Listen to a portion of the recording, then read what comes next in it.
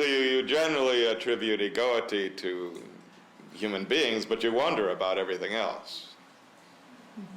For instance, what about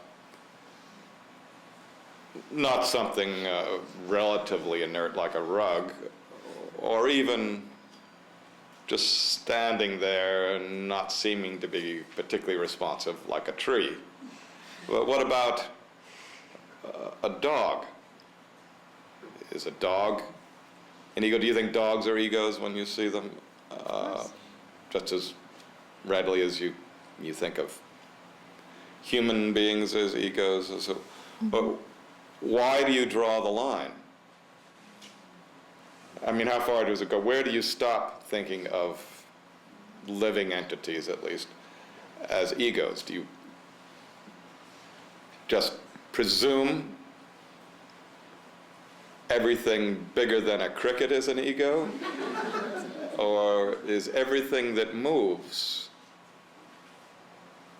from your perspective, experientially, in your natural presumptions, how far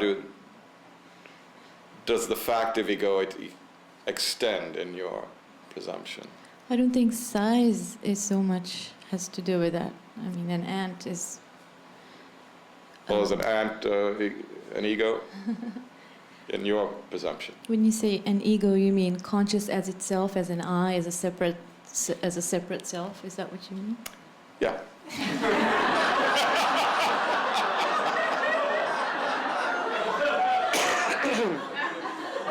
The word ego is actually a Greek word, which means I.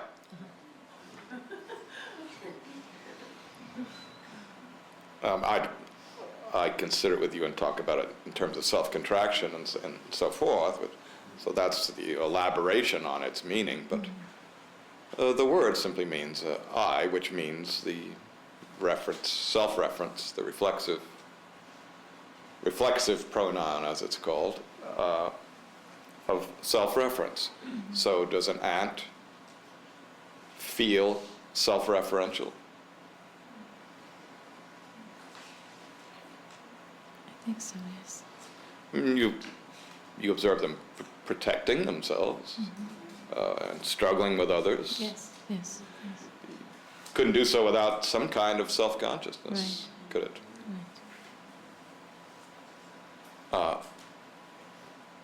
So you naturally presume that even something like an ant is a self, an ego, self-aware. Does something have to move from its spatial location? Does it have to be able to take a walk, or such as an ant or a human being, or can a tree? Does a tree have self-consciousness? Yes.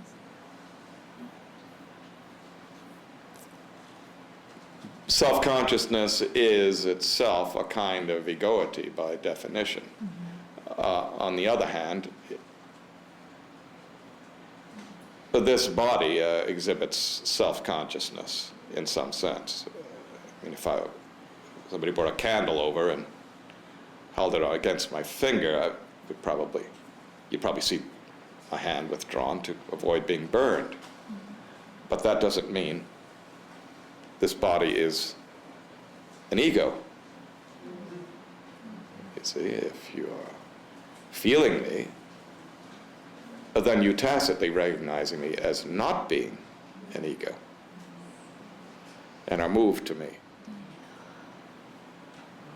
Because you identify me as being non-egoic and yet present, and even present in a apparently normal, natural human form. Normal in the sense of 2 arms, 2 legs, all the usual look, basic look of a human being. And speaking now. So it qualifies more or less as a normal human being, just on the sight of it, you see. But feeling me, you feel, if you recognize me, you feel beyond that. That's not the message. coming through this. What about trees? They are entities with apparent self-consciousness of a kind. They are, in that sense, egos. But are they egoic? Are they functioning egoically? Are their reactions and all that any different than this body moving its hand away from a flame? In other words, are they messed up about it? Are they feeling that they are in bondage and moved to seek as human beings are? As you feel in your own case. You see, you're not just growing there. You are troubled there, motivated always and to something perhaps not identifiable all the time, but sometimes identifiable through desires and thinking and puzzling over things. And so in some sense, you're not in a fixed position just quietly growing. You are more noisily upset about being here to begin with.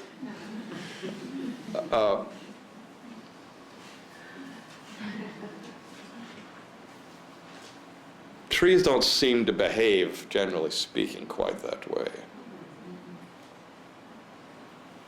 They are self-conscious as organisms, but they don't seem to be particularly disturbed about being trees.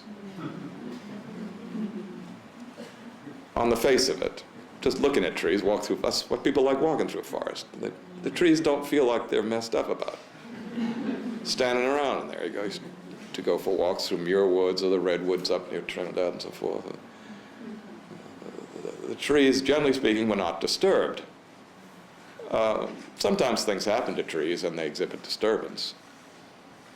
They fall over or get injured, and they do something about it, or they die, or whatever. So there is that kind of thing. But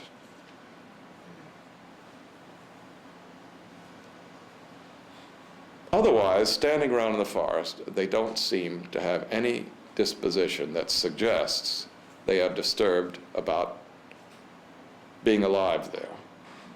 They seem more characterized by some kind of contemplation in which they don't feel disturbed. And you can see that also sometimes in non-humans of various kinds. I've spoken of this in the past on a number of occasions. In fact, that's why I've established Fear No More Zoo.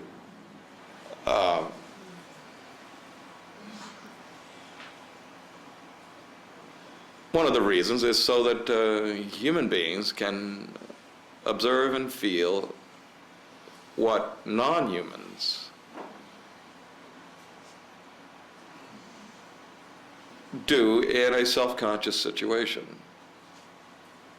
There's that much likeness between a human being and a chameleon or a bird or a camel or whatever.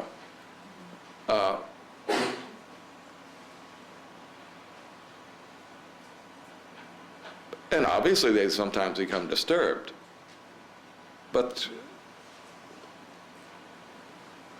there's also a kind of contemplation sign that you frequently see the non-humans engaging in. And they do it a lot more often than human beings generally do, unless they take on a discipline of contemplation and use some of their time to do that. A lot of people never seem to do anything even remotely like contemplation. But if you observe non-humans, virtually all of them show signs of setting themselves apart and entering into a contemplative state that resembles some kind of a samadhi or meditative condition. And One of the places you tend not to see them do this very much, or you see them do it less, are in circumstances of confinement, such as zoos as they have been traditionally, or perhaps circuses that are not, especially when they're not run properly, where the animals are not treated properly, where animals lose their freedom of motion and relatedness in the natural order of their own pattern, natural pattern. They become less contemplative and more disturbed. And if you put a lion in a circus train car, with the bars on and all the rest, they just walk back and forth, back and forth, back and forth. They never stop, it seems. They lie down every now and then, of course, but they are disturbed by it. They become neurotic.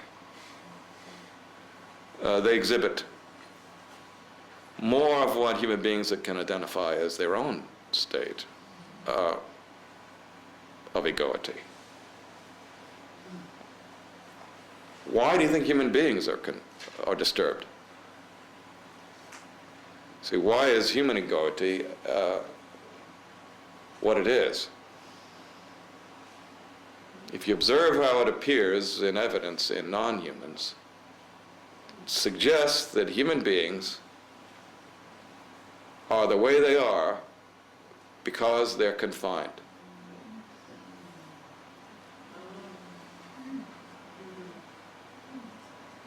And not just confined by walls and bars. Some people are. And they get very disturbed there and walk back and forth or get kind of catatonic or whatever, their reaction. But they certainly get disturbed when they can't move freely and associate freely and engage in the patterns that they are habituated to. It's torment, is it? To be isolated from other human beings is a kind of torture, unless you embrace it as a discipline and deal with the reaction. And that's what solitaries have to do.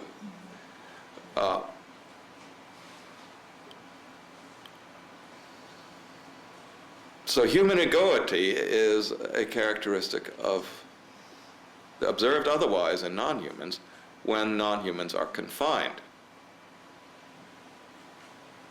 And yet human beings exhibit this even when they're not in any circumstance that you might call confinement. It doesn't look evidently like confinement. You can be on vacation on Waikiki Beach, you see, and look like you're having a swell time with your drink with the umbrella in it, laughing, and it's paradise, you see. And yet, if you really observe people under those circumstances, they're still exhibiting forms of disturbance. And what happens when they leave the beach? What happens when they leave Waikiki? What happens when they leave Hawaii or whatever? See, if you see them in their lifespan, they are disturbed. They're always confined, and yet acting as if confined, even when they're not apparently confined. So what's confining? That's the self-contraction. It's not the mere fact of the organism, it's the self-contraction of the organism that is the critical nature of egoity, operative in human beings, and which I am addressing in the case of all devotees or anyone considered my teaching. Your bondage is your own activity. And it also extends from conditions. Conditions can reinforce or seem to justify self-contraction.